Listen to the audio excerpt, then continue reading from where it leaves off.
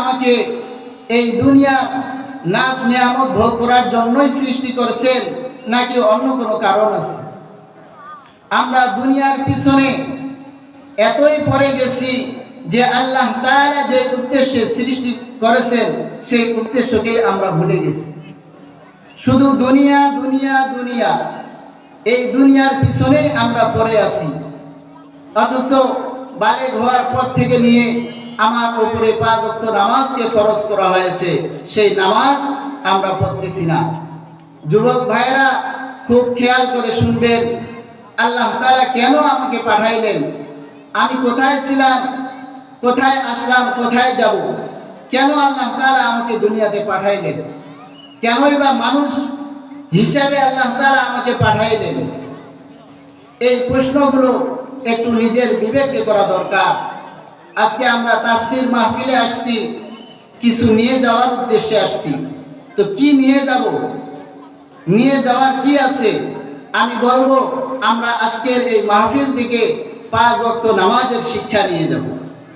যা ভুল করেছি আল্লাহ তাআলার কাছে তওবা করি, ইস্তিগফার করি, আল্লাহ তাআলা যেন আপনাকে আমাকে মাফ করে দেন। সম্মানিত উপস্থিতি, আল্লাহ তাআলা যদি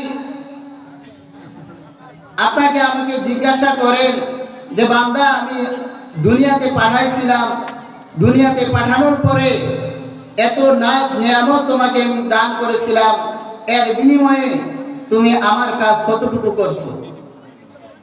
এই প্রশ্ন করলে উত্তর দেওয়ার কোনো উপায় থাকবে না। সম্মানিত উপস্থিতি, আল্লাহ তাআলা কালামে পাকের মধ্যে বলতেছেন ওয়া ইযা কিলা লাহুমুর কাউ লা ইয়ারকাউন। এই আয়াতের মধ্যে আল্লাহ তাআলা বলতেছেন যখন তোমাদেরকে নামাজের কথা বলা হয়েছে তখন তোমরা তা পালন করো নাই। আল্লাহ তাআলাই বলতেছেন ওয়া ইযা কিলা লাহুমুর কাউ লা ইয়ারকাউন, তোমাদেরকে নামাজের কথা বলা হয়েছিল কিন্তু তোমরা তা পালন করো নাই। আরেক আয়াতের মধ্যে আল্লাহ তাআলা বলতেছেন কুলু ওয়া তামাত্তাউ কালিলান ইন্নাকুম মুজরিমুন। কথাগুলো খুব মনোযোগ সহকারে শুনবেন। আল্লাহ তাআলা কত কঠিন ভাবে বলছেন, কুলু ওয়া তামাত্তাউ, তোমরা খাও, আনন্দ উল্লাস করো, কালিলান, অল্প কিছু দিনের জন্য, ইন্নাকুম মুজরিমুন, তবে তোমরা মনে রাখো তোমরা কিন্তু পাপিষ্ঠ, গুনাহগার, নাফরমান। তোমার উপরে নামাজ ফরজ ছিল, তুমি নামাজ পড়ো নাই, এই কথাটা কিন্তু তুমি মনে রাখো। আমি তো চতুষ্পদ জন্তুকেও খাওয়াই, কুত্তা শুকরকেও খাওয়াই, তুমি তো বনি আদম সৃষ্টির সেরা জীব, তোমাকে কেন খাওয়াবো না? এই জন্যই শুধু আল্লাহ তাআলা আমাকে আপনাকে খাওয়াচ্ছেন। আল্লাহ তাআলা নিজেই বলতেছেন কুলু ওয়া তামাত্তাউ কালিলান, কুলু ওয়া তামাত্তাউ, তোমরা খাও, কালিলান, অল্প কিছুদিন, অল্প কিছু সময়ের জন্য খাও, ইন্নাকুম মুজরিমুন, মনে রেখো তুমি নাফরমান, তুমি গুনাহগার, তুমি আমার কুদরতি পায়ে সিজদা দাও নাই। তোমাকে সময় মতো আমি খাওয়াইছি, সময় মতো আমি তোমাকে শ্বাস নিঃশ্বাস নেওয়ার তৌফিক দান করেছি, অন্যান্য নাজ নিয়ামত আমি তোমাকে দান করেছি, এর বিনিময়ে আমি আল্লাহ তাআলাকে তুমি একটা সিজদাও দাও নাই, মনে রেখো। আল্লাহ তাআলা আরেক আয়াতের মধ্যে ধমক দিয়ে বলতেছেন ফান্তাদিরু ইন্নী মাআকুম মিনাল মুনতাযিরিন। আল্লাহ তাআলা বলতেছেন নারায়ে তাকবীর, আল্লাহু আকবার, দ্বিতীয় মেহমানের আগমন, শুভেচ্ছায় স্বাগতম, নারায়ে তাকবীর। আল্লাহু আকবার। দুইটাই আছে, একসঙ্গে আছে। আচ্ছা, সম্মানিত উপস্থিতি, যে কথা বলতেছিলাম, আল্লাহ তাআলা বলতেছেন ফান্তাদিরু ইন্নী মাআকুম মিনাল মুনতাযিরিন। আল্লাহ তাআলা বলতেছেন বান্দা অপেক্ষা করো, ফান্তাদিরু, অপেক্ষা করো, ইন্নী মাআকুম মিনাল মুনতাযিরিন, আমিও অপেক্ষা করতেছি, অল্প কিছুদিন সময়ের অপেক্ষা করো। তুমি নাফরমানি করতেছো, সমস্যা নাই, আমি তোমাকে ছেড়ে দিয়েছি। তুমি আমার কুদরতি পায়ে সিজদা করতেছো না, নামাজ পড়তেছো না, কোনো সমস্যা নাই, শুধু অপেক্ষা করো, ফান্তাদিরু, অপেক্ষা করো। ইন্নী মাআকুম মিনাল মুনতাজিরিন, আমিও অপেক্ষা করতেছি। সেই দিন আমি ধরব, যেদিন আমি ধরব সেদিন পার পাওয়ার কোনো উপায় থাকবে না। আল্লাহ তাআলা আরেক আয়াতের মধ্যে বলতেছেন, ইন্না আযাবী লাশাদীদ, তুমি মনে রেখো আমার আযাব কিন্তু কঠিন, কঠিন আযাব আমার। সম্মানিত উপস্থিতি, আমরা আজকে দুনিয়াতে আসছি, হেলায় খেলায় সময়গুলো পার করে দিচ্ছি, অথচ বালেগ হওয়ার পর থেকে নিয়ে আজ পর্যন্ত কত সময় অতিবাহিত হয়েছে। ঘন্টা পেরিয়ে দিন গেছে, দিন পেরিয়ে সপ্তাহ, সপ্তাহ পেরিয়ে মাস, মাস পেরিয়ে বছর, এভাবে সময়গুলো চলতেই আছে, চলতেই আছে।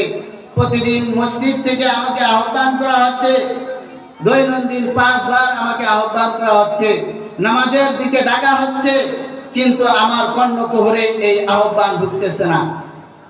কেন ঢুকতেছে না? দুনিয়ার মহব্বত, দুনিয়ার লোভ লালসা, দুনিয়ার পিছনে পড়ে আমরা আখিরাতকে ভুলে যাচ্ছি। সম্মানিত উপস্থিতি, এই দুনিয়া সব কিছু না। দুনিয়াতে সামান্য সময়, সামান্য সময়ের জন্য আল্লাহ তাআলা পাঠাইছে, অল্প কিছুদিন এই দুনিয়াতে রাখছেন আপনাকে আমাকে পরীক্ষা করার জন্য। এরপরে আল্লাহ তাআলা আবার ডাক দিবেন, তার ডাকে সাড়া দিয়ে আমাকে আখিরাতের জগতে পাড়ি জমাইতে হবে। আপনি আমি, আপনার আমার সামনে থেকে কত যুবক ভাইয়েরা ইন্তেকাল করতেছে, কত মুরব্বীরা চলে যাচ্ছে, আমরা সব কিছুই দেখতেছি, কিন্তু কোনো শিক্ষা গ্রহণ করতেছি না। এরকম ভাবে আমরা মনে করতেছি যুবক ভাইয়েরা, আমি তো কেবল যুবক, আমি তো এখনো অনেক দিন বাঁচবো, এই গ্যারান্টি আমরা কেউ দিতে পারি না। বড় আফসোসের বিষয়, একটা যুবকের একটা সিজদার কত দাম আল্লাহ তাআলার কাছে, সেটা আমরা ভুলে গেছি। আমরা মোবাইল নিয়ে এত ব্যস্ত, যুবক ভাইয়েরা মনে করতেছি আমার মোবাইলেই সব কিছু, আমার মোবাইলেই সব কিছু। অথচ আল্লাহ তাআলা আমাকে যে উদ্দেশ্যে পাঠাইছিলেন সেই উদ্দেশ্যকে আমরা ভুলে গেছি। সম্মানিত উপস্থিতি, আল্লাহ তাআলা আপনাকে আমাকে যে উদ্দেশ্যে পাঠাইছেন এই উদ্দেশ্যকে আমরা সফল করার চেষ্টা করব ইনশাআল্লাহ।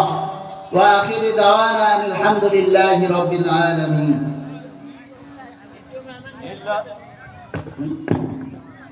লিল্লাহি তাকবীর, আল্লাহু আকবার।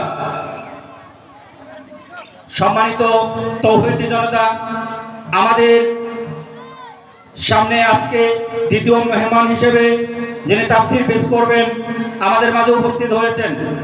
আপনারা এখনো যারা রাস্তায় বা দোকানপাটে এদিক সেদিক ঘোরাফেরা করতেছেন, আপনারা দ্রুত মাহফিল প্যান্ডেলে চলে আসুন।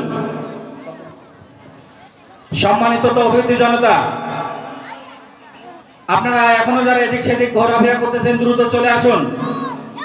লিল্লাহি তাকবীর, লিল্লাহি তাকবীর।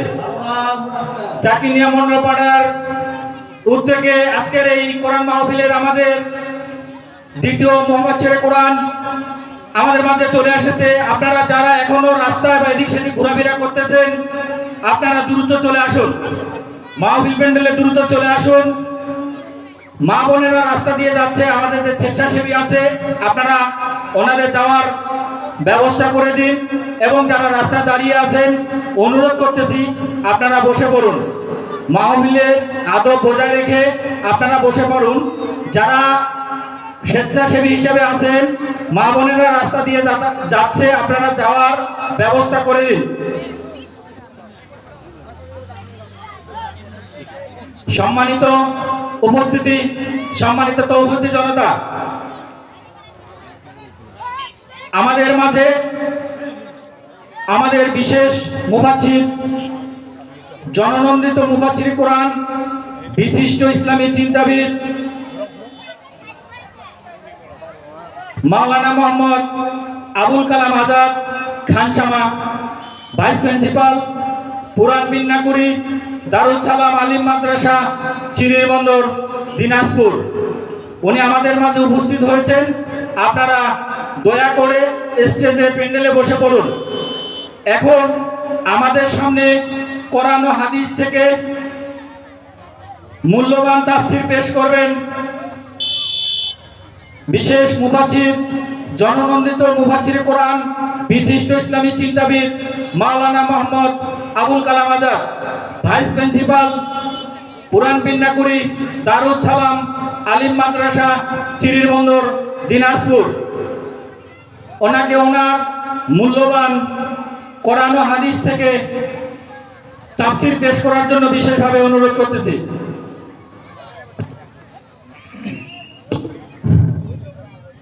আসসালামু আলাইকুম ওয়া রাহমাতুল্লাহি ওয়া বারাকাতুহু।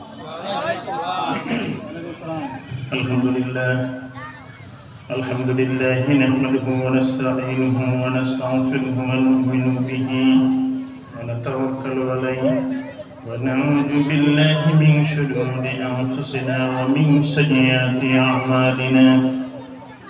من يهده الله فلا مضل له ومن يضلله فلا هادي له وأشهد أن لا إله إلا الله وحده لا شريك له وأشهد أن سيدنا وحبيبنا ومولانا محمدا عبده ورسوله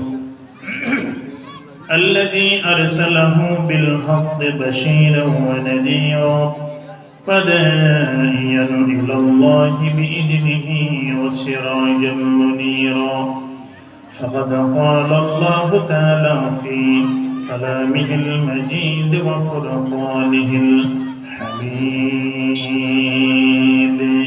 সবাই একটু পড়ে أعوذ بالله من الشيطان الرجيم.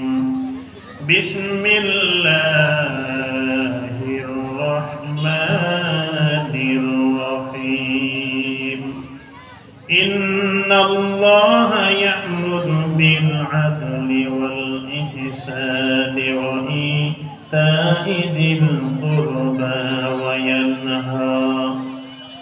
وينهى عن الفحشاء والمنكر والبغي يعظكم لعلكم تذكرون. صدقت يا رب العالمين. وقال رسول الله صلى الله عليه وسلم وعن عبد الله بن عمرو بن العاص رضي الله تعالى عنه قال قال رسول الله صلى الله عليه وسلم إن المقسطين عند الله تعالى على منابر من نور على يمين الرحمن الذين يعدلون في حكمهم وعليهم وما والله مسلم أو كما قال النبي عليه الصلاة والسلام.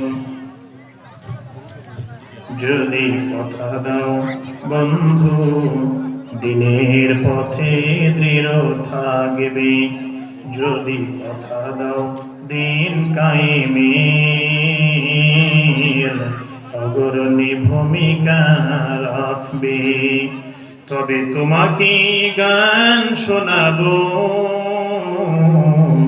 যে গানের হৃদয়টা জাগবে, যে গানের হৃদয়টা জাগবে।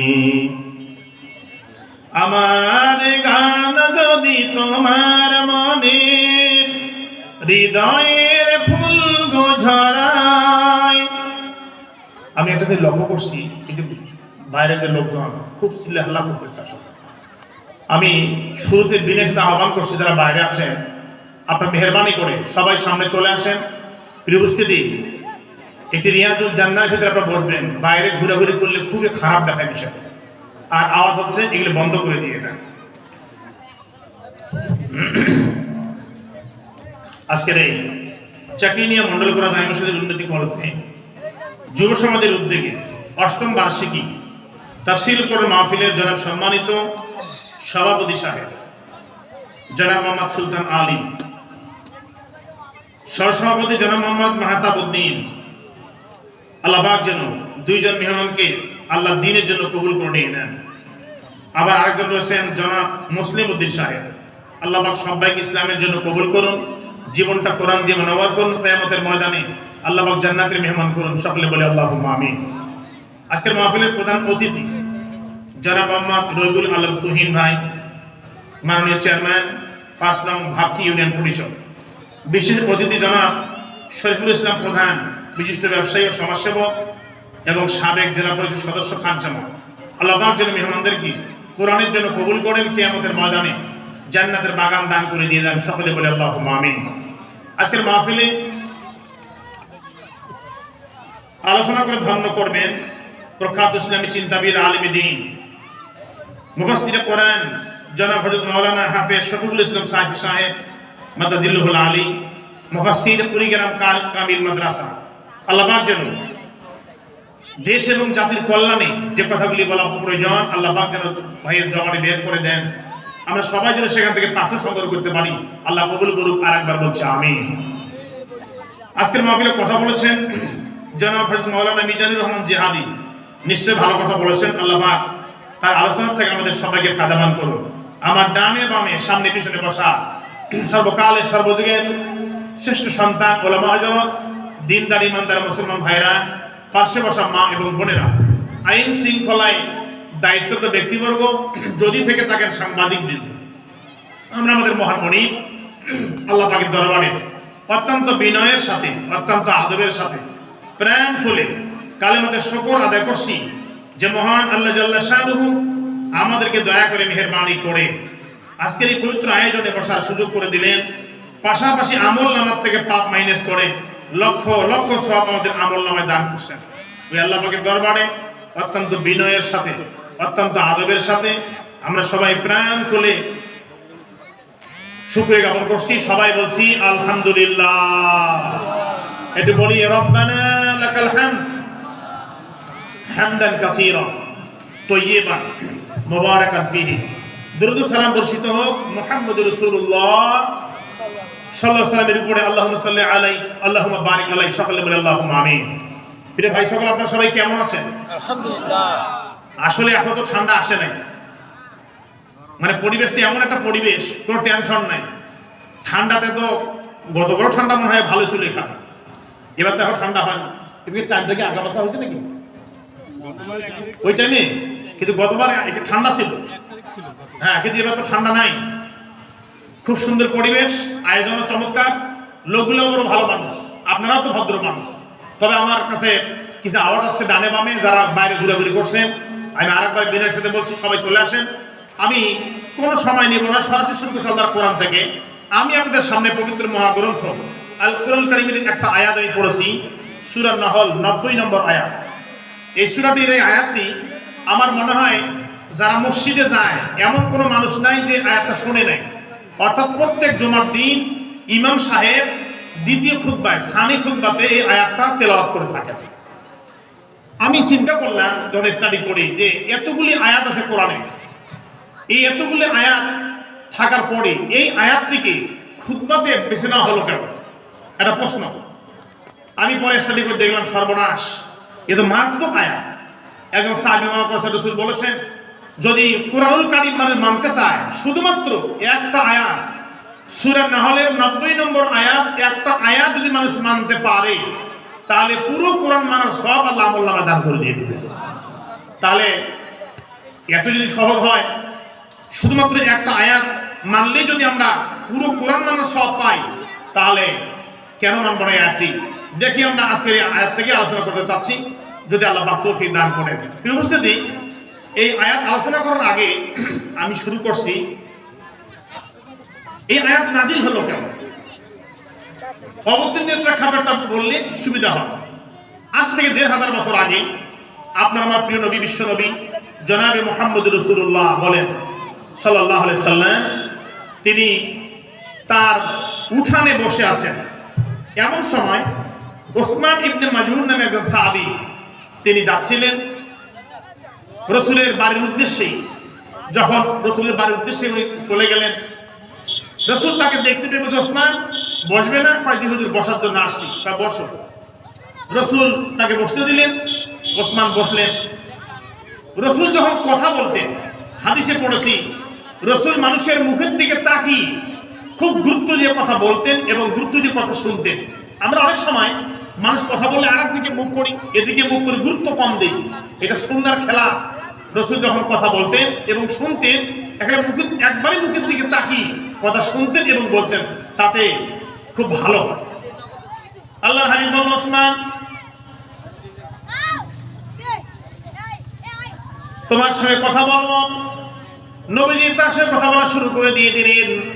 ওসমান রাসূলের কথা মন দিয়ে শুনতেছিলেন। হঠাৎ করে আল্লাহর হাবিব সাল্লাল্লাহু আলাইহি সাল্লাম একবার হঠাৎ করে ওসমানের দিকে মুখ ফিরে আকাশের দিকে উঁচু করলেন মুখটা। বেশ কিছুক্ষণ উপরে থাকলো, এরপরে নিচে নামালেন, এরপরে ডানে তাকালেন, বামে তাকালেন, আবার উপরের দিকে তাকালেন। একটু পরে ওসমান রাদিয়াল্লাহু আনহু বললেন, দেখলেন আল্লাহর হাবিব সব দিক থেকে মুখ ফিরে আবার ওসমানকে বলছেন, ওসমান তোমার সাথে কথা বলবো। ওসমান ডেকে বলছি, ইয়া রাসূলুল্লাহ, জীবনে আপনার সঙ্গে বহু কথা বলেছি এবং শুনেছি, আজকের মতো ব্যতিক্রম আমি আপনাকে কখনো দেখি নাই। আপনি একবার কথা বন্ধ করে আকাশের দিকে তাকালেন, আবার একবার নিচের দিকে তাকালেন, ডানে বামে তাকালেন, এরপর আবার উপরে তাকালেন, এরপর আমার সঙ্গে আবার কথা বলা শুরু করলেন। এমন ঘটনা কখনো শুনি নাই। আল্লাহর হাবিব বলছে, ওসমান রে, এই মুহূর্তে আমার কাছে আল্লাহর প্রিয় বার্তাবাহক জিবরিল আমিন আমার কাছে আসছিল। কোরআনুল কারীমের একটা আয়াত নিয়ে আসলো। হে ওসমান, লোকদেরকে বলে দিয়ে দাও, এই যে 30 পারা কোরআন, পুরো কোরআনটা মানলে পরে যেমন সওয়াব হবে, একটা আয়াত মানলে আল্লাহ সেই সওয়াব দিয়ে দিবে। আর গোটা কোরআনটা যদি কেউ মানতে চায়, তাদেরকে বলে দিয়ে দাও, তারা যেন একটা আয়াত মানে, এই আয়াত মানলেই 30 পারা কোরআন মানা হয়ে যাবে। জোরে বলুন সুবহানাল্লাহ। কত বড় কথা! একটা আয়াত পালন করলেই পুরো কোরআনটাই পালন করা হয়ে যাবে। প্রিয় ভাই সব, আপনারা মেহেরবানি করে অনুরোধ করছি, যারা বাইরে ঘুরাঘুরি করছেন, বাজারে আছেন, একদম দেরি করবেন না, মাঠটাকে ভর্তি করে দিয়ে দেন। মা বোনরা ভাইরা সবাই বসে পড়েন, পরিবেশটা সুন্দর করেন। এই যে আপনারা কোরআন শুনবেন, আজকে মন দিয়ে কোরআন শুনবেন, মন দিয়ে শুনবেন, কোরআনের প্রত্যেকটা তেলাওয়াত শুনবেন, আপনারা গুনগুন করে তেলাওয়াত করবেন। কারণ যদি কোরআন না শিখে মরে যান, আমরা যদি মরে যাই কিয়ামতের ময়দানে, আমরা যখন জান্নাত যাব, আচ্ছা একটু দয়া করে বলেন, আমরা কি সবাই জান্নাত যেতে চাই? সবাই চাই তো? চাই। তো জান্নাত যখন যাব, জান্নাত যাওয়ার আগে যখন আপনাকে ঘোষণা দেওয়া হলো জান্নাতুল ফেরদাউস সর্বোচ্চ উপরে, রাসূল বলেন, আল জান্নাতু মিয়াতু দারাজাতিন, এক একটা জান্নাত হচ্ছে 100 তলা বিশিষ্ট। কয় তলা? 100 তলা। আর এক একটা তলা হচ্ছে বাইনাস সামাই ওয়াল আরদ, আকাশ এবং জমিন যতটা দূরত্ব, এক তলার দূরত্ব ততটা। সুবহানাল্লাহ পড়ে। তাহলে জান্নাত যদি 100 তলা বিশিষ্ট হয়, অনেকে বলছেন 8টা জান্নাত, তাহলে আপনারা বলেন এই 100 তলা হলে জান্নাতের স্তর কতগুলি হবে? আর সর্বোচ্চ হচ্ছে জান্নাতুল ফেরদাউস। আল্লাহ বলবেন কিয়ামতের ময়দানে, ও বান্দারা, তোমরা আমার জান্নাত যাবে। ঠিক আছে, তোমরা জান্নাত যাও। জান্নাত যাওয়া শুরু করে দিয়ে দাও। লোকেরা জান্নাত যাওয়া শুরু করে দিয়ে দিবেন। আল্লাহ বলবেন, যাও, উপরে চলে যাও। ইয়াকালু লিসাহিবিল কোরআন ইত্তাকি ইকরা ওয়াত্তাকি। আল্লাহ বলবেন, ও গোলামেরা, তোমরা উপরে উঠতে থাকো আর কোরআন তেলাওয়াত করতে থাকো। ফাইন্না মানজিলাকা, যেখানে তোমার তেলাওয়াত শেষ হয়ে যাবে, ওই জায়গাটাই তোমার হবে মঞ্জিল, তোমার জান্নাত হবে। জোরে বলুন সুবহানাল্লাহ। অর্থাৎ কোরআন পড়তে থাকো, পড়তেই থাকো, যেখানে গিয়ে আবার শব্দগুলো কত সুন্দর, ওয়াত্তাকি ওয়ারাত্তিল কামা তুরাত্তিল ফিদ দুনিয়া। দুনিয়ায় যেমন মিষ্টি সুন্দর করে পড়তে, এইভাবে ধীর স্থির ভাবে সুন্দর করে পড়ো আর উপরে উঠতেই থাকো, সিঁড়ি উঠতেই থাকো। যেখানে তোমার তেলাওয়াত শেষ, ওইটাই তোমার মঞ্জিল, ওইটার গন্তব্য। আল্লাহ ওই জান্নাত তোমাকে দান করে দিয়ে দিবেন। তাহলে কোরআনের জ্ঞান না থাকলে, কোরআন পড়তে না পারলে কিয়ামতে আপনি কোথায় থাকবেন চিন্তা করে দেখেন। সেজন্য আমাদের প্রত্যেকটা মানুষকে তেলাওয়াত শিখতে হবে। এটা বাই ফোর্স। তেলাওয়াত না শুনে, না শিখে কে যদি মারা যায়, কিয়ামতের দিন মানুষটা জাহান্নামী হয়ে যাবে, বলছেন মুহাম্মদ রাসূলুল্লাহ। কারণ হচ্ছে আল্লাহ প্রথম যখন কোরআন নাযিল করেন, আপনাকে নামাজের কথা বলেনি, রোজার কথা বলেনি, হজ যাকাতের কথা বলেনি। ফার্স্ট বলেছেন ইকরা, পড়ো, শেখো। অর্থাৎ না শিখলে আপনি মানবেন কি? আর কিয়ামতের ময়দানে আপনাকে বলা হবে, আপনি কোরআন পড়ো, পড়তে থাকুন আর উঠতে থাকুন। কামা তুরাতিল ফিদ দুনিয়া, দুনিয়াতে ভাবে পড়তেছিলেন, এই পড়তে পড়তে উপরে উঠতে থাকুন। আপনি এক আয়াত জানেন তো কত দূর উঠবেন, আপনি দুই আয়াত জানেন, সূরা ইখলাস জানেন, তা কত দূর উঠবেন? যখন লম্বা সূরা মিষ্টি কণ্ঠে পড়তে থাকবেন, স্থিরভাবে পড়তে থাকবেন, উঠতেই থাকবেন, হতে পারে এরকম যে আপনার তেলাওয়াত চলে যাবে জান্নাতুল ফেরদাউস পর্যন্ত। আল্লাহ যেন কবুল করেন সকলে বলে আমিন। খুবই সাংঘাতিক ব্যাপার। আমি কোরআনের ব্যাখ্যা বলার আমার সময় নেই। আমি যে আয়াত পড়েছি, ওসমান বললেন, ইয়া রাসূলুল্লাহ, তাহলে এমন একটা আয়াতের কথা আপনি বললেন যে আয়াত, একটা আয়াত মানলে পরে পুরো কোরআন মানা হয়ে যাবে। রাসূল বলতেন, হ্যাঁ তুমি ডিক্লার দিয়ে দাও, এই আয়াত এত গুরুত্বপূর্ণ আয়াত, একটা মানলেই গোটা কোরআন মানা হয়ে যাবে। আর একবার সুবহানাল্লাহ বলুন। আসুন আমরা শুরু করি, আয়াতটা আমরা পড়ি একটু, সবাই আমার সাথে জবান ছেড়ে দিয়ে পড়েন। আউযু বিল্লাহি মিনাশ শাইতানির রাজীম, বলা ছেড়ে দেন। বিসমিল্লাহির এই যে পড়তেছেন আসলে কি খারাপ লাগতেছে? বলা ছেড়ে দেন তো। বিসমিল্লাহির এই যে বিসমিল্লাহ বললেন, এই বিসমিল্লাহর বা মানে কি বলেন তো? বিসমিল্লাহর বা মানে জানেন? আল বিহাউ, সুউচ্চ। যিনি বিসমিল্লাহ দিয়ে কাজ শুরু করে তার মর্যাদা আল্লাহর কাছে সুউচ্চ হয়ে যায়। আমি যে বিসমিল্লাহ দিয়ে ব্যাখ্যা করি, 19টা অক্ষরের ব্যাখ্যা করি, আপনি আশ্চর্য হয়ে যাবেন। এই বিসমিল্লাহর বা থেকে শেষ পর্যন্ত আমি ব্যাখ্যা করি, প্রত্যেকটা অক্ষরে কি অর্থ, আপনি আশ্চর্যজনিত হয়ে যাবেন। এত মারাত্মক কথা আছে এই তাফসীরের ভিতরে। তার সঙ্গে আমরা শুরু করছি, ইন্নাল্লাহা ইয়া'মুরু বিল আদল ওয়াল ইহসান ওয়া ইতাইল কুরবা। ইমাম সাহেব যখন দ্বিতীয় খুতবাতে যখন আয়াত পড়েন, তখন আমাদের দেশের লোকেরা মসজিদে গিয়ে তখন ঠিক ঘুমায়, ওই সময় ঘুমায় দেখবেন। অর্থাৎ খুতবা যখন দেয়, কিছু লোক আছে বাইরে খুব চলে, কিন্তু মসজিদে গেলে শুধু ঘুমায়, এমন লোক আছে না? দেখবেন মসজিদে গেলে ঘুমায়, আর মসজিদ তো আল্লাহর রহমতের জায়গা, নিয়ামতের জায়গা, ও ঢুকলেই যেন ঘুম আসে। এটা সুবহানাল্লাহ বলেন তো। তবে ঘুমাবেন না কেন? আর মসজিদ যাবেন কখন? মসজিদ ওই সময় যাবেন ইমাম সাহেব খুতবা শুরু করার আগে আপনি মসজিদে পৌঁছবেন। আমি হাদিসে স্পষ্ট পড়েছি, সহিহ হাদিস, যে রাসূল সাল্লাল্লাহু আলাইহি ওয়াসাল্লাম বলেছেন যে ইমাম যখন খুতবা দেওয়ার জন্য উঠবে, তার আগে ফেরেশতাগুলি দরজায় বসে বসে নাম লিস্ট করতে থাকেন। আব্দুল করিম, আব্দুর রহিম, আব্দুল গাফফার, আব্দুল কার আসতেছে, নাম লিখে লিখে দিচ্ছে। এরপরে যখন ইমাম সাহেব তার পোটলা পাটি নিয়ে মেম্বারে বসেন, তখন ফেরেশতাগুলিও ওই তার কাগজপত্র গুটিয়ে রেখে ওরা তখন খুতবা শোনার জন্য বসে পড়েন। পরের নামগুলো লিস্ট করলেন না। এই জন্য আমাদের যখন প্রথম আজান হয়, ঠিক আজান শোনা মাত্রই সমস্ত কাজকর্ম ছেড়ে দিয়ে আপনি মসজিদে হাজির হয়ে যাবেন। অর্থাৎ ইমাম সাহেব খুতবা শুরু করার আগেই যেন আপনি মসজিদে প্রবেশ করতে পারেন। আল্লাহ যেন কবুল করেন সকলে করে আমিন। বলছিলাম ইমাম সাহেব সুন্দর করে পড়েন, ইন্নাল্লাহা ইয়া'মুরু বিল আদল ওয়াল ইহসান ওয়া ইতাইল কুরবা। আমরা বুঝি না, আমরা শুধু শুনি আর ঘুমাই, শুনি আর ঘুমাই। সম্মানিত ভাইরা, আল্লাহর হাবিব বলেছেন, সাহাবীরা, যে আয়াতটা নাযিল হলো, 3টা আদেশ আল্লাহ দিয়েছেন আর 3টা নিষেধ আল্লাহ দিয়েছেন। এই 3টা আদেশ যে ব্যক্তি মানবেন, 3টা নিষেধ যে ব্যক্তি পরিহার করবে, কিয়ামতের দিন তার হিসাব হবে না, তারা জান্নাতে চলে যাবে। কয়টা আদেশ বলেন? ভালো করে বলেন, কয়টা আদেশ? 3টা আদেশ আর 3টা নিষেধ। 1 নম্বর, ইন্নাল্লাহা ইয়া'মুরু বিল আদলি ওয়াল ইহসানি ওয়া ইতাইল কুরবা। আল্লাহু আকবার বলেন। ইন্নাল্লাহা ইয়া'মুরু বিল আদল, 1 নম্বর আল্লাহ বলেছেন নবীর লোকদেরকে বলে দিয়ে দাও, ও লোকেরা তোমরা শোনো, নিঃসন্দেহে আল্লাহ আদেশ করেছেন তোমরা ন্যায় বিচার করো। যেরকম কি বিচার? কথা বুঝতে হবে। 1 নম্বর হচ্ছে ন্যায় বিচার। সবাই বলেন তো ভাই, কি বিচার? আরো জোরে বলেন, কি বিচার? আর একটু জোরে বলেন, কি বিচার? আপনারা বলতে পারেন যে আজাদ সাহেব, আপনি যে ন্যায় বিচারের কথা বলছেন, তো ন্যায় বিচার আমরা কি করে করব? ন্যায় বিচার তো করবে জজ, ম্যাজিস্ট্রেট, কোর্ট কাছারি বিচার হয়, আর গ্রামে বিচার করে মেম্বার, চেয়ারম্যান, মাতব্বর, এরা করে না। বিচার আপনিও করেন।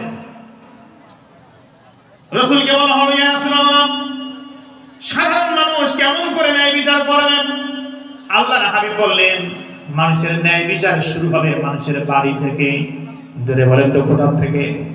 আজকের বক্তব্য ভাইয়ের আমার খুব কান লাগাবেন, গুরুত্ব দিয়ে শুনবেন, হয়তো বা কিছু পেতে পারেন। আমার দৃঢ় বিশ্বাস কিছু পরিবর্তন হয়ে যাওয়ার কথা। আল্লাহ হাবিব বলেন, 1 নম্বর তোমরা পরিবারের ন্যায় বিচার পরিবার থেকে শুরু করো। আপনি পরিবারের একজন কর্তা, আপনি একজন পিতা, আপনার ছেলে আছে, আপনার মেয়ে আছে, আপনার সন্তান আছে, আপনার জমি জায়গা আল্লাহ পাক দান করেছেন।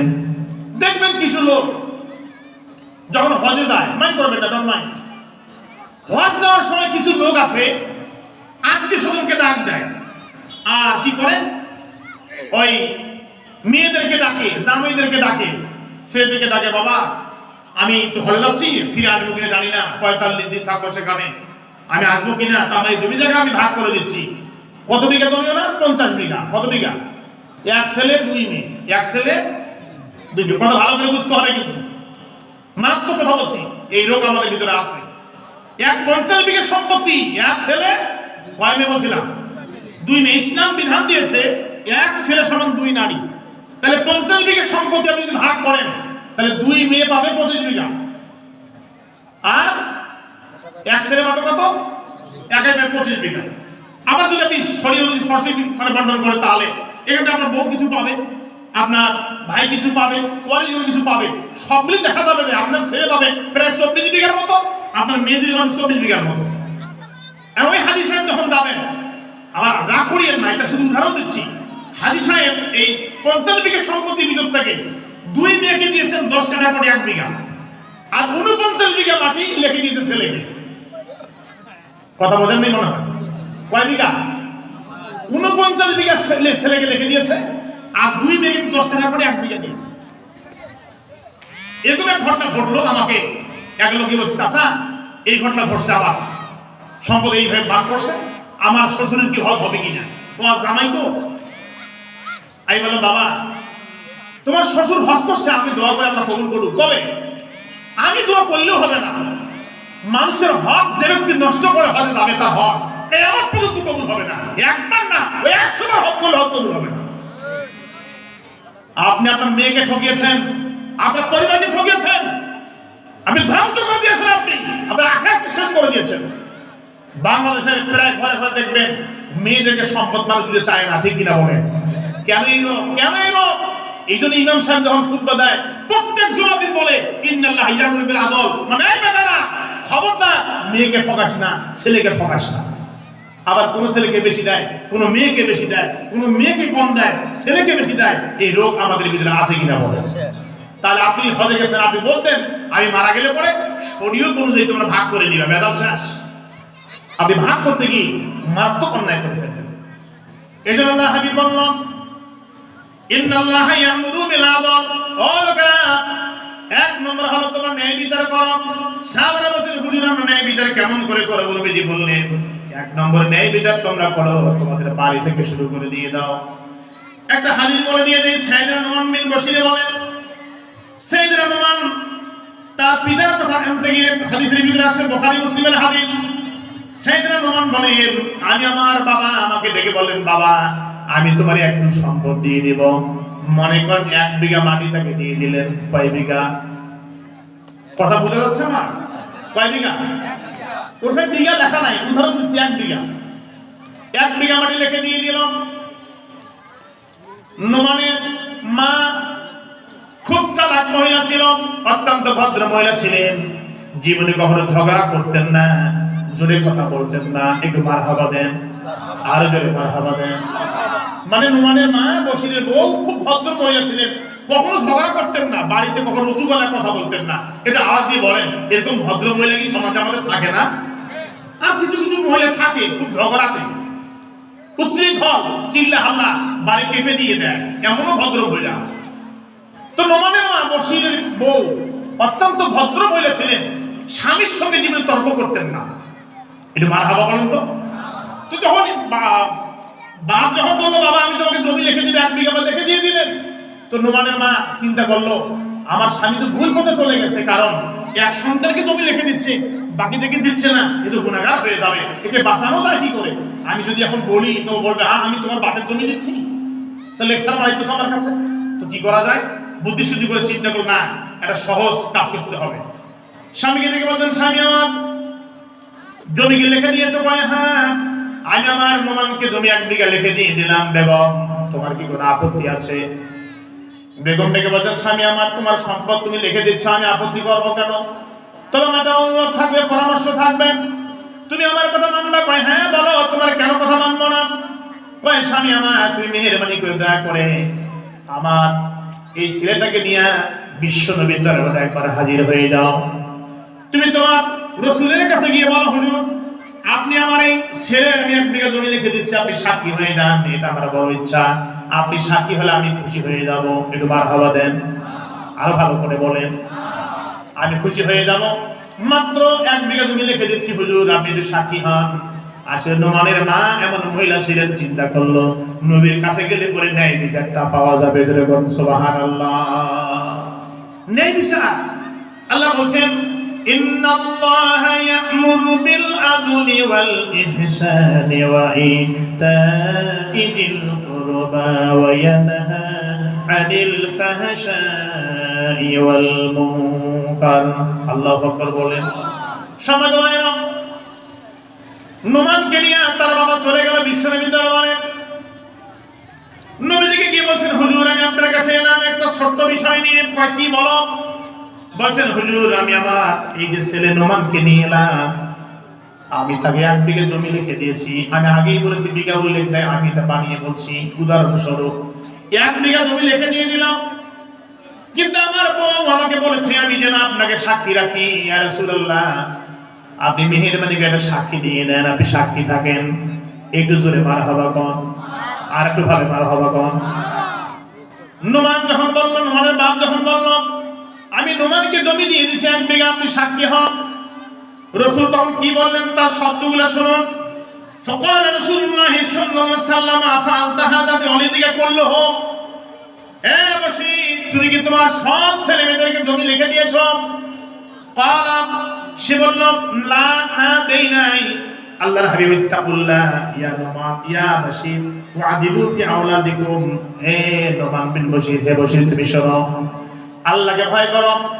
আর যখন সম্পত্তি ভাগ করে জমি যখন লিখে দিচ্ছ তোমার সন্তানকে, আল্লাহকে ভয় করো, আর সন্তানদের মধ্যে ন্যায় বিচার করো। কি বিচার করো? ন্যায় বিচার করো। সন্তানদের মধ্যে সঠিক বিচার করো, ন্যায় বিচার করো।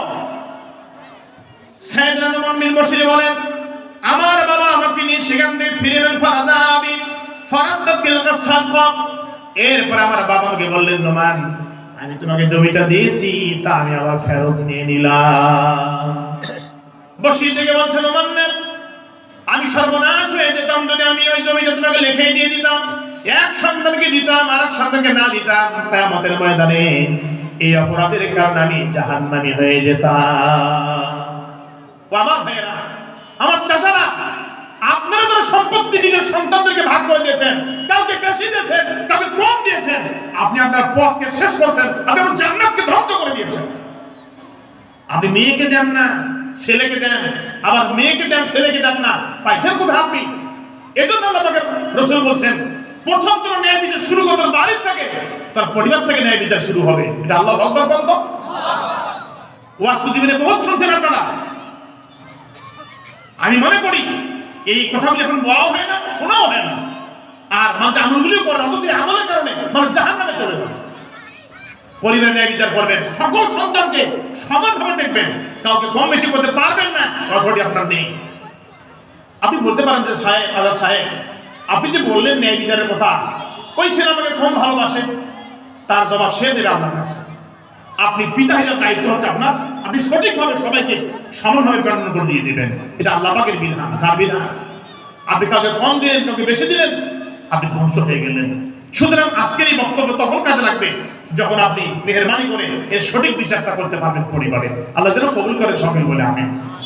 সাহাবারা বলছেন, ইয়া রাসূলুল্লাহ, আপনি যে সুন্দর কথা বললেন, ন্যায় বিচারের কথা, আমরা শুনে আশ্চর্য হয়ে গেলাম। ঠিক এক সময় এক সাহাবীকে বলছে, ইয়া রাসূলুল্লাহ, আমরা বুঝি না মানুষ কেন জানি মেয়েদেরকে কম দেয় আর ছেলেদেরকে বেশি দিয়ে দেয়, আমরা বুঝি না। নবী বলেন, ছেলেদেরকে বেশি দেওয়ার কারণে, মেয়েদেরকে কম দেওয়ার কারণে কিয়ামতের দিন অসংখ্য পিতা জাহান্নামে যাবে। ও ভাইরা আপনারা দয়া করে বলেন তো আমরা কি জাহান্নামে যেতে চাই? যদি বলেন চাই, তাহলে আমরা ন্যায় বিচার করবো। পরিবারে কখনো কার সঙ্গে দুর্ব্যবহার করবো না, কাউকে বেশি কাউকে কম করবো না, কাউকে কম ভালোবাসবো, বেশি ভালোবাসবো, কম দিয়ে বেশি দেবে, এটা করবেন না। বিশেষ করে মেয়েদেরকে ঠকাবেন না। আমি কয়েকদিন আগে এক জায়গায় গেলাম, ওখানে দেখলাম একজন মেয়ে তার স্বামী তাকে ছেড়ে দিয়েছে, দেখতে একটু সুন্দর কম হয়তো বা কোনো কারণে মেয়েটাকে ছেড়ে দিয়েছে। মেয়েটা বাবার বাসায় আসছে, এখন এই মেয়েটাকে বাড়ির লোকজন ভালোবাসে না, তাকে কোথায় কোথায় দীক্ষাত দিচ্ছে, হ্যাঁ এই জন্য স্বামীর বাড়ি থেকে চলে এসেছো। কিন্তু বাবা বলছে না, সে আমার মেয়ে আমার বাসায় থাকবে, আমারই খাবে। বাবারটা ঠিক না ছেলেদেরটা ঠিক? বলে বাবারটা ঠিক আছে। আল্লাহ হাবিব সাহেবেরা শোনো, তোমরা পৃথিবীতে বহু দান খয়রাত করো, জীবনে বহু দান করেছো, বহু টাকা পয়সা দান করেছো, বহু মসজিদ করেছো, মাদ্রাসা করেছো, অনেক কিছু করেছো। সব থেকে ভালো দান, উত্তম দান পণ্ডিতরা জানো। সাহাবাদের হুজুর আপনি ভালো জানেন, আল্লাহ ভালো জানেন, আপনি আমাদেরকে বলে দিয়ে দেন। নবীজি বলল, যদি কোন মেয়েকে তার স্বামী ডিভোর্স দিয়ে দেয়, আর এই মেয়ে যদি তার বাবার বাসায় চলে আসে, যদি বাবার বাসায় তার মেয়ে চলে আসে, বাবার বাসায় আসার পরে ওই পিতা, তার ভাই, তার মা ওই মেয়ের সঙ্গে সর্বোচ্চ ভালো আচরণ, তাই খাওয়া দাওয়া যাতে করাবে, এর থেকে বড় সদকা পৃথিবীতে আর হবে না। সুবহানাল্লাহ বলবেন না? সব থেকে বড় সদকা ওই সদকা যে আপনি আপনার মেয়েটাকে ডিভোর্স করা হয়েছে, এই মেয়েটাকে আপনি বাসায় দেখছেন, তাকে খাওয়াচ্ছেন, কোনো আঘাত দিচ্ছেন না, আপনি কষ্ট দিচ্ছেন না। সর্বোচ্চ সদকা, সর্বোচ্চ ভালো দান, উত্তম দান হচ্ছে এই দান। আরেকবার সুবহানাল্লাহ পড়ে। এই ওয়াস্তব অনেকেই করে না, এটা করতে হবে। কারণ অনেক মেয়ে ডিভোর্সের পরে বাসায় আসলে পড়ে এর বোঝা ওর বোঝা, এটা হয় কিনা বলে। আল্লাহ পাকের রাসূল, আল্লাহ বিধান সবাইকে সমানভাবে সব সুযোগ প্রদান করা হয়েছে। Back to the point. একদিন উম্মুল মুমিনিন আয়েশা সিদ্দিকা বলেন, আমি আমার বাসায় বসেছিলাম, হঠাৎ দেখলাম একটি মহিলা মানুষ তার দুইটা কন্যা সন্তানকে নিয়ে আমার বাসায় এসে বলল, তাসাআলুনি, আমাকে কিছু সাহায্য দিন, বাসায় কেউ আছেন দিন। মা আয়েশা বলেন, ফালাম তাজিদ ইনদি গায়রা তামারাতিন ওয়াহিদা। কিন্তু দুঃখের বিষয় যে মা আয়েশা বলছেন, আমার ঘরে ওদিন শুধুমাত্র একটা খেজুর ছিল। কয়টা? তো বলতে বলেন কয়টা? একটা মাত্র খেজুর ছিল। মা আয়েশা বলছেন, আমার কাছে একটা মাত্র খেজুর। ওই মহিলা আমাকে যখন বললেন আমাকে কিছু সাহায্য দেন, আমি খেজুরটা বের করে দেখলাম মহিলার ডান দিকে একটা মেয়ে, বাম দিকে একটা মেয়ে, দুইটা মেয়ে দুই দিকে দাঁড়ানো। আমার মনে হচ্ছে ওই মহিলা কিছুই খান নাই, আর এই বাচ্চা দুটো কিছুই খান নাই, মুখ থেকে মনে হচ্ছে মলিন মুখ। আমার মনটা নরম হয়ে গেল, কেঁদে ফেললাম। মাত্র একটা খেজুর আমার রাসূল হচ্ছে আমার স্বামী, আমার রাসূল রাষ্ট্রপতি, প্রেসিডেন্ট আমার স্বামী, কিন্তু আমার ঘরে মাত্র একটা খেজুর। সুবহানাল্লাহ পড়ে। আমি মাঝে মাঝে চিন্তা করি, এই যে রাষ্ট্রপতি এরা ছিলেন, এদের ঘরে সম্পদ নাই, আর এখন ছাতা মাতার ঘরে কোটি কোটি টাকার সম্পদ, অবৈধ সম্পদ, ঠিক কিনা বলে? আরে কথা বলতে বলে আমরা কি রাজনৈতিক কথা বলি? বেয়াদব, লোক সামনে কথা বলবে। আপনি নেতা, আপনি আদর্শ নেবেন ওইখান থেকে। মুহাম্মদ রাসূলুল্লাহ, আল্লাহ পাক যাকে শরীয়ত প্রণেতা বানিয়েছেন, বিশ্বনবী, বিশ্ব নেতা, তার ঘরে, রাষ্ট্রপতির ঘরে মাত্র মা আয়েশা সিদ্দিকা, বুখারী হাদিস 5995 নম্বর হাদিস। মা আয়েশা বলছেন, ফালাম তাজিদ ইনদি গায়রা তামারাতিন ওয়াহিদা, শুধুমাত্র একটা খেজুর ছাড়া আমার ঘরে আর কোনো খাবার ছিল না। আমি কি করব? আর এই একটা খেজুর ওই মহিলার হাতে দিয়ে দিলাম, বলে, মা এই একটা খেজুর আমার ঘরে, এটাই তুমি নিয়ে নাও। একটু মারহাবা বন্ধ। সমাদয় মা আয়েশা বলল, সঙ্গে সঙ্গে আমার এই খেজুরটা, মহিলাটা, হাদিসের ভাষা শুনুন, ফাকাসামাতাহা বাইনা আবনাতাইহা, ওই মহিলা খেজুরটাকে দুইটা সমান ভাগ করলেন। আমি দেখলাম এমন করে ভাগ করছেন মহিলা, সমানভাবে ভাগ করলেন। দুইটা ভাগ সমান করে দিয়া দুইটা মেয়ের হাতে দিয়ে দিল। সুবহানাল্লাহ। কম বেশি করলো না, দুইটা ভাগ করে দিয়ে ওই মহিলা মুস্কিতে হেসে দিয়ে আমাকে শুকরান দিয়ে, থ্যাংক ইউ দিয়ে বিদায় হয়ে গেলেন। আমাকে থ্যাঙ্কস জানিয়ে শুকরান বলে এখান থেকে বিদায় হয়ে গেলেন। আল্লাহু আকবার। কেউ কিছু দিলে একটু ধন্যবাদ জানা উচিত। আমি দেখছি এখন বর্তমান আবার কিছু কিছু ফকির আছে বাবা, যদি ভিক্ষা দেন কম দেন মুখটা টেরা করে। দেখে পরীক্ষা করে দেখলাম 5 টাকা দিয়েছেন, কি 5 টাকা দেন, ওই ধমক বেশি দেন। ফকিরের ধমক আমি দেখছি। ওই আমরা খুলনা ওয়াশ করে আসতেছি, ট্রেনে আসছে, ট্রেনে খুলনাতে রূপসায় উঠছি, তো আসতেছি, তো আমি 5 টাকা দিয়েছি এক ফকির, কি ওয়াশটা বড়, কি ভিক্ষা দেন আপনি সব। আমি আশ্চর্য, আমি তাকিয়ে আছি, 5 টাকা তো আসছে আপনার কাছে, সেই ধমক আমার। আমি ওই দিন দেখছি যে ফকিরের গরম কত বেশি। বিশ্বাস করেন ফকিরের কঠিন গরম দেখছেন। আবার কিন্তু ফকিরের অহংকার আছে। রসুল বলতে কিয়ামতের মাঠে ওই সব লোক জাহান্নামে যাবে, অহংকারী ফকির যারা হয়। বলেছেন মুহাম্মদ রাসূলুল্লাহ, যারা টাকনুম নিচে কাপড় পরে, প্যান পরে টাকনুম নিচে, অহংকারী ফকির আর শাইখুল জানি, বিবাহের পরে জেনাকার, এরা জাহান্নামে যাবে। বলেছেন মুহাম্মদ রাসূলুল্লাহ, এদের সঙ্গে আল্লাহ কথা বলবেন না, ওদিকে পবিত্র করবেন না, ওদের মাফ করবেন না, ওদের দিকে তাকাবেন না, কারণ এরা অহংকারী ফকির আর টাকনুম নিচে কাপড় পরিধানকারী ব্যক্তি আর বিবাহের পরে মানুষের বউ নিয়ে ঘুরাঘুরি ব্যক্তি আছে কিনা বলেন। এই 3 শয়তান জাহান্নামে যাবে। মায়েশা যখন তাকে খেজুরটা দিলেন, 2টা ভাগ করে 2 মেয়েকে দিলেন সমান করে, আর একটু মুস্কি হেসে বলছেন শুকরাল্লাহ কাসীরা ইয়া আয়েশা, সুবহানাল্লাহ বলে, শুকরাল্লাহ কাসীরা, তোমার অনেক অনেক ধন্যবাদ। আমার বড় ধন্যবাদ, অনেকে ধন্যবাদ দিতে চায় না, দিতে হবে, এটা দেন। লাম ইয়াশকুরুন নাস লাম ইয়াশকুরুল্লাহ, যে মানুষের প্রশংসা করে না সে আল্লাহর প্রশংসা করে না। সম্মানিত হাজিরিন, মা আয়েশা সিদ্দিকা বলেন, এরপরে মহিলা আমার কাছ থেকে বিদায় হয়ে গেল। আমার মনে হচ্ছিল আমার আরো থাকতো আমি মেয়েটাকে দিয়ে দিতাম, কিন্তু আমার নাই, মেয়েটা চলে গেল। সুম্মা কামাত ফাখারাজাত, যখন নি চলে গেল, ফাখারাজাত বের হয়ে গেল। ফাদাখালা নবী সাল্লাল্লাহু আলাইহি ওয়াসাল্লাম ফাহাদাসতুহু, আল্লাহর হাবিব তখন বাসায় প্রবেশ করলো। ফাহাদাসতুহু, আমি এই ঘটনাটা আমার রাসূলকে শুনিয়ে দিলাম, ইয়া রাসূলুল্লাহ এই ঘটনা হয়ে গেছে। ওই মহিলা আমার কাছে আসছিল, আমি একটা খেজুর দিলাম, 2টা ভাগ করে মেয়ে 2টাকে দিয়ে দিল। হুজুর আমার কাছে আর কোনো খেজুর ছিল না, থামিলে দিয়ে দিতাম। আল্লাহর হাবিব বলল, ফাকাল রাসূলুল্লাহ সাল্লাল্লাহু আলাইহি ওয়াসাল্লাম মাইয়ালি মিন হাযিহিল বানাত শাই'a ফাহাসানা ইলাইহিন্না কুন্না সিদরাম মিনান নার, রাহা বুখারী আও কামা ক্বালা নবী আলাইহিস সালাতু ওয়াস সালাম। আল্লাহর হাবিব বলল, ও আয়েশা তুমি শোনো, ওই যে মহিলাটি ওই খেজুরটাকে 2টা ভাগ করে সমান করে 2টা মেয়েকে দিয়ে দিল। এই মেয়ে 2টাকে ইহসান করার কারণে, তাদেরকে দয়া করার কারণে, তাদেরকে দেখাশোনা করার কারণে আল্লাহ খুশি হয়ে যাবেন। কিয়ামতের দিন আল্লাহ তাকে জান্নাত দিয়ে দিবে, আর জাহান্নামের আগুন তার জন্য হারাম করে দিয়ে দিবে। তার মানে যে ব্যক্তি কোন মেয়ে মানুষকে না ঠকাইয়া মেয়েকে ইহসান করবে, মেয়েকে দয়া করবে, রাসূল বললেন সিদরাম মিনান নার, ওই মেয়ে হবে জাহান্নাম থেকে বাঁচার জন্য পর্দা হয়ে যাবে। জোরে করুন সুবহানাল্লাহ। কিন্তু আপনি কি করলেন? আপনার মেয়েকে দিলেন না, আপনি ছেলেকে বেশি করে দিলেন, অথবা মেয়েকে বেশি করে দিলেন, ছেলেকে ঠকালেন। এটা করা যাবে না।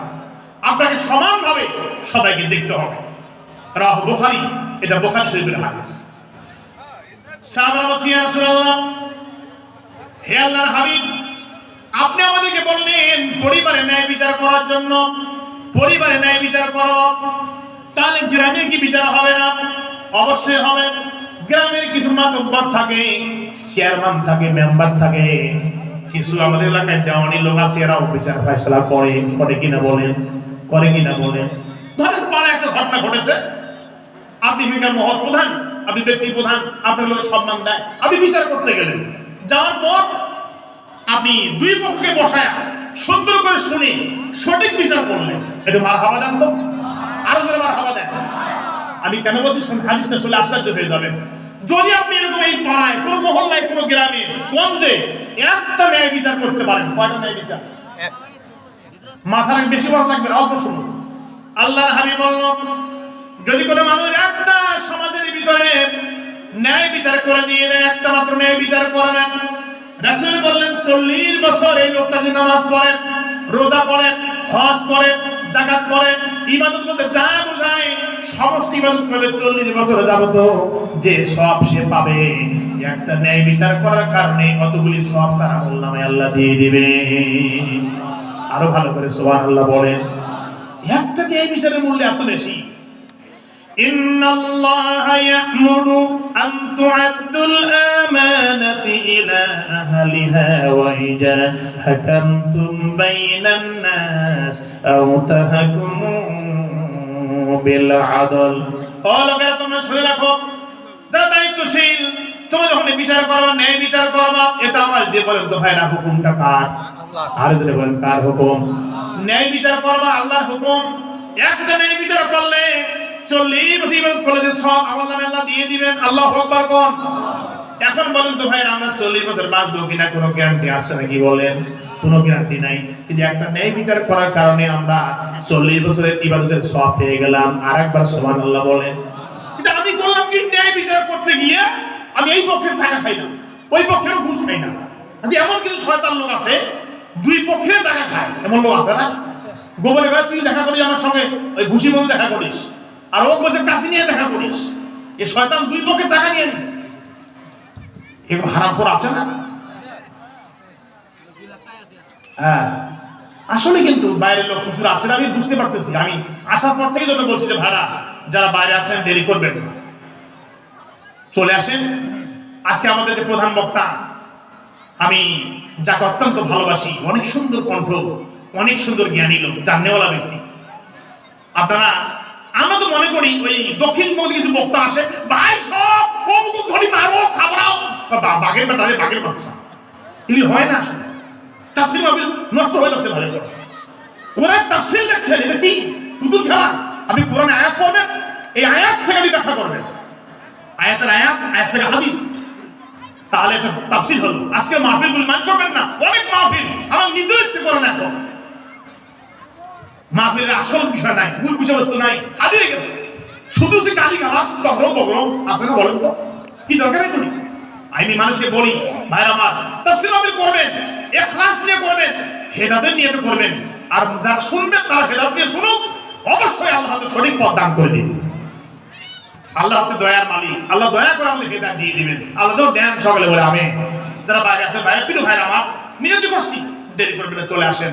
আমি অত্যন্ত আনন্দিত হয়েছি যে এই শীত নাই, কষ্ট নাই, আমাদের ঠান্ডা কর শীত আছে কিছু, ঠান্ডা নাই, সুন্দর করে তারা বসেছে নাই। আল্লাহকে দোয়া করব, আল্লাহ যেই বান্দাগুলি এই যে তাফসীর শোনার জন্য, কোরআন শোনার জন্য বসে পড়েছে, এই মানুষগুলোর জন্য, আল্লাহর জন্য জাহান্নামের আগুন হারাম করে দেয়। সকলে বলে আমিন। যারা বলেন না আমিন, সবার নামগুলো আল্লাহ জান্নাতে খাতায় লিখে দিই। আর একবার বলে আমিন। ভাই আমার ব্যাক টু দ্য পয়েন্ট, বলতেছিলাম যে কথাটি রাসূল বললেন, একটা ন্যায় বিচার করার কারণে 40 বছর ইবাদতের সমান সওয়াব আল্লাহ আমলনামে দান করে দিয়ে দিবেন। আল্লাহ হাবিব বলেন, শোনো, এই ব্যক্তিকে আল্লাহ এমন গুণে গুণান্বিত করে দিয়ে দিবেন, তিনি যদি আল্লাহর কাছে দোয়া করে, আল্লাহ আমাকে অমুক জিনিসটা দিয়ে দাও, আল্লাহ তাকে সেই জিনিসটা দিয়ে দিবেন। অর্থাৎ দোয়া করলে আল্লাহ তার দোয়াটা কবুল করে নিয়ে নেবেন। জোরে বলুন সুবহানাল্লাহ। আল্লাহ দয়া করে ওই একটা ভালো কাজ করার কারণে আপনাকে মাফ করে দিয়ে দিবেন। কিন্তু আমরা বিচারের নামে প্রহসন করলাম, এ পক্ষের টাকা খাইলাম, ও পক্ষের ঘুষ খাইলাম, অথবা পাড়ায় ঝগড়া লাগছে, এখন দুই ব্যক্তি ঝগড়া লাগছে, এই মামলা কর, মামলা দিয়ে দে, বেটা দেয়া দো। আর ওই দিকে কি বলছে, তুই মামলা কর, সারা খারাপ লোক, উস্কানি দিয়ে দিয়ে এটাকে বাড়িয়ে দিল। এমন আছে না? আশ্চর্য কথা, আপনি একটা ন্যায় বিচার করলে পরে রাসূল বলেন, যে ব্যক্তি দুই পক্ষের মিলন করতে পারবে, মুসাফা করতে পারবে, অর্থাৎ সংঘাতকে উপেক্ষা করে দুই দলকে এক করতে পারবে, কিয়ামতের রোজ থেকে আল্লাহ সর্বোচ্চ জান্নাত দান করে দিয়ে দিবে। আর আমরা কি করলাম, যা মামলা কর, দিনাজপুর যা, সাক্ষী আমি দেবো, আমি সাক্ষী দেবো, তো উদ্বুদ্ধ করলাম। এটা করা যাবে না, রাসূল নিষেধ করেছেন। এই জন্য ন্যায় বিচারটা আপনাকে শুরু করতে হবে আপনার বাড়ি থেকে, এরপরে পাড়া মহল্লা, এভাবে করে প্রত্যেকটা মানুষ এই দায়িত্ব গ্রহণ করলে পরে আমাদের সংসারটা, আমাদের পরিবারটা, আমাদের এলাকাটা, আমাদের দেশটা একটা সোনার দেশ হয়ে যাবে। ঠিক কিনা বলে? আর আল্লাহ দয়া শান্তি দিয়ে ভরপুর হয়ে যাবে। রাসূল যখন ক্ষমতায় আসলেন, আরব ভূখণ্ডে ক্ষমতায় আসলেন নবীজি, তারপরে সমাজটা এত সুন্দর হয়ে গেল, মানুষের চিন্তা করতো না, খাবারের চিন্তা করতো না। আমি বুখারীতে বললাম, এক সাহাবীর নাম জাবের এসে বলছে, ইয়া রাসূলুল্লাহ, আমি আপনার কাছে একটা ব্যাপার নিয়ে এলাম। এখন তো আমাদের সমাজে শুধু সুবাতাস, ইসলাম ক্ষমতায়, রাষ্ট্র ক্ষমতায় ইসলাম, এখন সুবাতাস বইছে। কিন্তু আপনি জানেন হুজুর, উহুদের যুদ্ধে আমার বাবা আব্দুল্লাহ শহীদ হয়ে গেছে। আমার 6 জন বোন আছে, অথবা 7 জন বোন আমার আছে। এই ৬-৭ জন বোন আমি তাদেরকে বিয়ের ব্যবস্থা করেছি, আমার বাবাও বিয়ে দিয়েছেন, আমিও কিছু দিয়েছি। এখন আর বিবাহযোগ্য বোন আমার নেই।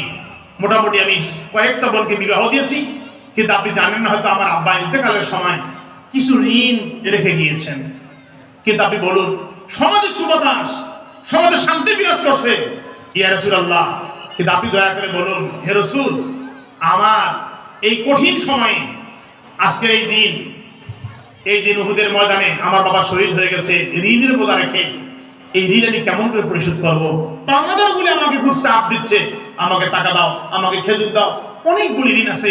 আমি এবছর যে বাগানগুলি খেজুর চাষ করেছি, এই খেজুরগুলি যদি আমি এবার ঋণ পরিশোধ করি, তাহলে আমার আর কোনো খেজুরই থাকবে না, আমি নিঃস্ব হয়ে যাবো। হুজুর, আপনি বলেন, আমার তো বোন আছে, আমি বোনগুলোকে দেখাশোনা করতে চাই, আমার বোনদেরকে খেজুর দিতে চাই। আপনি একটা কাজ করবেন, আমি সব আমার যারা পায় ওদেরকে ডাকবো, আপনি একটু বলবেন একে একটু সময় দিয়ে দাও। আপনি বললে একটু সময় দিয়ে দেবে, একটু মারহাবা করো। খুব আশা, তবে তো সে পরের ওই সম্পদ নেওয়ার ইচ্ছা নাই, সে পরিশোধ করার ইচ্ছা, একটু সময় প্রার্থনা করছে, এটা আল্লাহ আকবার করত। এখন তো ধার খরচ তো শেষ, ধার নেন টাকা ওঠে না, আর সুদের টাকা ঠিকই ওঠে, ঠিক কিনা বলেন? আশ্চর্য কথা, করতে হাসানা রাসূল বলছেন, দানে আপনি একটা সওয়াব পান, সেই উদাহরণস্বরূপ বলছি বুখারী থেকে, একটা দানে সওয়াব পেলে আপনি কর্জ দিলে আপনি 10টা সওয়াব পাবেন। সুবহানাল্লাহ বলবেন না? সেই কর্জ, সেই ধার এখন বন্ধ, কারণ ধার বিনিময় দেয় না, ফোন ধরে না, হ্যালো কোথায়, ও আছে মুশির বন্ধে, কয়েক দিনের পুরে আছে, টাকা দেয় না, এই ধারটা বন্ধ হয়ে যাচ্ছে। অথচ ধারটা সর্বোচ্চ ইবাদতের মধ্যে একটা ধার, ইবাদত, এটা মারহাবা করা। আল্লাহ হাবিব বললেন, যাবেন না, তুমি কি চাও বলো? যাবে থেকে বলছি, ইয়া রাসূলুল্লাহ, আমার বাবা ঋণ করেছেন, কিন্তু আমার বাবা পরিশোধ করে নাই, উহুদের ময়দানে শহীদ হয়ে গেছে। আর উহুদের কথা বলতেই আমার নবীর চোখে পানি এসে গেল। বলছেন, যাবেন না, উহুদের ময়দানে শুধু আমার বাবা না, আমার কলিজার টুকরা 70 জন সাহাবী শহীদ হয়ে গেছেন। উহুদের দিন আমার মনে আসলে পরে আমার হৃদয়টা খানখান হয়ে যায়। একটা সাহাবী তৈরি করতে গিয়ে আমার কত কষ্ট হয়েছে। ভাই আমার, বদরের যুদ্ধের ময়দানে রাসূলুল্লাহ যখন বিজয় লাভ করলো, 70 জন কাফেরকে বন্দী করা হলো, কাফেরদেরকে বন্দী করা হলো।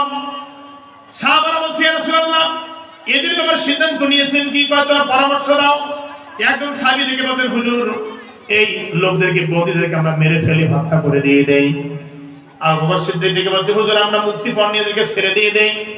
আব্দুল্লাহ ইবনে রাওয়াহা বলছে, হুজুর, আমাদের এলাকায় কারের সমস্যা নাই, কার অনেক আছে, কার জমা করি, আগুনে অগ্নিকুণ্ড তৈরি করি, এই মুনাফিক শয়তান কাফেরদেরকে আমরা আগুনে ফেলে দিয়ে দেই, বত্তায়। মারহাবা কর। সাহাবারা এক একটা পরামর্শ দিচ্ছেন। নবীজি বলছেন, আমি আবু বকরটা গ্রহণ করলাম, মুক্তিপণ নিয়ে ছেড়ে দিয়ে দিলাম। 70 জন কাফের, কয়জন? 70 জন কাফের ছেড়ে দিয়ে দিলাম। ওমরের মনটা খারাপ হলো। ওমর ডেকে বলছেন, হুজুর, আমার ভালো লাগলো না, আপনি 70 জন কাফেরকে ছেড়ে দিয়ে দিলেন, আমার মনে হয় তাদেরকে হত্যা করাই ভালো ছিল। নবীজি বলছেন, আমি ছেড়ে দিয়ে দিলাম, আবু বকরটা মেনে নিয়ে নিলাম। পরদিন সকালবেলা ফজরের সময় রাসূল সাল্লাল্লাহু আলাইহি ওয়াসাল্লাম মসজিদের ভিতরে বসে বসে গুনগুন করে কাঁদছেন। ওমর প্রবেশ করে বলছে, আসসালামু আলাইকা ইয়া রাসূলুল্লাহ, হে রাসূল, আপনি কেন কাঁদছেন? মা তাবকা ইয়া রাসূলুল্লাহ, আপনি কেন কাঁদছেন? আপনার কান্নার কারণ কি? লিমা ইয়া রাসূলুল্লাহ, কেন আপনি কাঁদেন? আপনার কান্নার কারণ জানতে চাই, এমন হলে আমরাও কাঁদবো, কেন আপনি কাঁদছেন? রাসূল বলছে, ওমর রে, উনজুর তিলকা সাজারা, হে ওমর, ওই গাছটার দিকে তাকাও, ওই গাছটা হলো খেজুর গাছ। উনজুর তিলকা সাজারা, এই গাছটার দিকে তাকাও। ওমর তাকাবে, ওই তো গাছটা কাছেই। রাসূল বলছে, ওমর রে, আমাদের পরাজয় এরকম কাছেই চলে এসেছে, আমরা বিরাট বড় ক্ষতিগ্রস্ত হয়ে যাব। উহুদের ময়দানে যখন 70 জন সাহাবী শহীদ হয়ে গেল, রাসূল থেকে বলছে, ওমর, ওই যে তোমাকে বলছিলাম উনজুর তিলকা সাজারা, ওই গাছটার নিকট তাকাও, একদম কাছেই গাছ, আমাদের নিকটবর্তী, আমাদের বিপদ। আজকে 70 জন কলিজার টুকরা সাহাবী শহীদ হয়ে গেল। 70 জন কাফেরদেরকে ছেড়ে দেওয়ার কারণে আজকে 70 জন সাহাবী আমার শহীদ হয়ে গেল। এর মধ্যে যাবি তোমার বাবা চলে গেছে, হে যাবি, তবে তোমার বাবা ইসলামের জন্য, কোরআনের জন্য, আল্লাহর দ্বীনের জন্য লড়াই করে শাহাদাতের পেয়ালা পান করেছে, সে জান্নাতে উঠতেছে, জান্নাতে ঘুরতেছে, চিন্তার কোনো কারণ নাই। বলছে হুজুর সব ঠিক আছে, কিন্তু আমার এই ঋণের বোঝা আমি পরিশোধ করতে চাই, ওই লোকদেরকে আমি ডাকবো, আপনি একটু বলবেন যেন দয়া করে আমাকে সময় দিয়ে দেয়, একটু মারহাবা দেন তো। আল্লাহ বলো ঠিক আছে, আমাকে ডাক দিও। আর এবছর তোমার খেজুরের গাছ কয়টা? এত কটা গাছ আমার গাছের ফল যখন ধরে নিয়ে আসবো, যখন কাটবে ফল কাটবে, এক একটা গাছের খেজুর এক এক জায়গায় রাখবে, এক একটা গাছের খেজুর এক এক জায়গায় রাখবে, অনেকগুলা স্তূপ করবা। একটা স্তূপ 2-3টা গাছের একটু বড় করবা, আল্লাহু আকবার কর। কথা বুঝাচ্ছে আমার? এক একটা খেজুরের গাছের খেজুর এক জায়গায়, কিন্তু কয়েকটা খেজুর এক জায়গায় করবে, কয়েকটা গাছের খেজুর। আমি না যাওয়া পর্যন্ত এই খেজুরে তুমি ঢাকা দিয়ে রাখবে, পর্দা দিয়ে রাখবে, আমি না যাওয়া পর্যন্ত তুমি খেজুরের ঢাকনা খুলবে না। আর সমস্ত পাওনাদারকে তুমি ডাকবে, ডাকার পর ওদেরকে এক লাইনে বসাবে, আর আমি রাসূল আসবো, তারপর বাকিটা তুমি দেখতে পাবে। একটু মারহাবা দিয়ে দেন। হুজুর এই আশ্চর্য কথা, তার মানে কিছু একটা হয়ে যাবে, কিছু একটা হয়ে যাবে। রাসূল বলছেন তুমি একটা কাজ করো। কি কাজ? যে তুমি একটা কাজ করো, তুমি কিছু সদকা, কিছু দান খয়রাত আজকে করে দিয়ে দাও।